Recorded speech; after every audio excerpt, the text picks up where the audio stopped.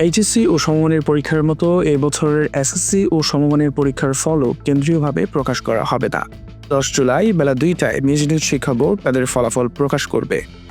আজ বাংলাদেশ শিক্ষা বোর্ড সমন্বয় কমিটির এক সংবাদ বিজ্ঞপ্তিতে একথা বলা হয়েছে।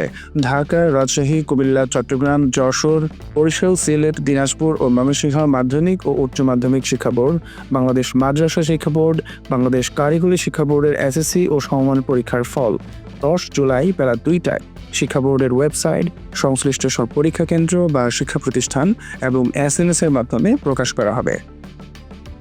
সংশ্লিষ্ট সব পরীক্ষা কেন্দ্র বা প্রতিষ্ঠানকে ওয়েবসাইটের মাধ্যমে ফল সংগ্রহ করতে হবে, আর পরীক্ষার্থীরা শিক্ষা বোর্ডের ওয়েবসাইট এবং সংশ্লিষ্ট বোর্ডের ওয়েবসাইটের মাধ্যমে ফলাফল সংগ্রহ করতে পারবে। এছাড়া নির্ধারিত শর্ট কোড 16222-তে এসএমএস এর মাধ্যমে ফল পাওয়া যাবে। শিক্ষা মন্ত্রণালয় বা পত্রিকার মাধ্যমে ফলাফল পাওয়া যাবে না। ফল প্রকাশের পর পুনর্নিরীক্ষণের সময়ও জানিয়েছে আন্তঃশিক্ষা বোর্ড। 11 থেকে 17 জুলাই পর্যন্ত এই আবেদন নেওয়া হবে।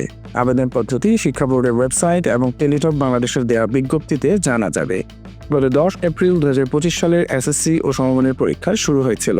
এবারের এসএসসি ও সমমানের পরীক্ষা নিয়মিত অনিয়মিত মিলিয়ে মোট পরীক্ষার্থী ছিল 19,28,970 জন। 2024 সালের তুলনায় এবার প্রায় 1 লাখ পরীক্ষার্থী কম ছিল। তবে এবছর অনুপস্থিত পরীক্ষার্থী বেশি ছিল। যেমন এসএসসি সমমানের পরীক্ষায় 11টি শিক্ষা বোর্ডের অধীনে প্রথম দিন অনুপস্থিত ছিল 26,928 পরীক্ষার্থী, অর্থাৎ তারা পরীক্ষার জন্য ফর্ম পূরণ করেও পরীক্ষা দেয়নি।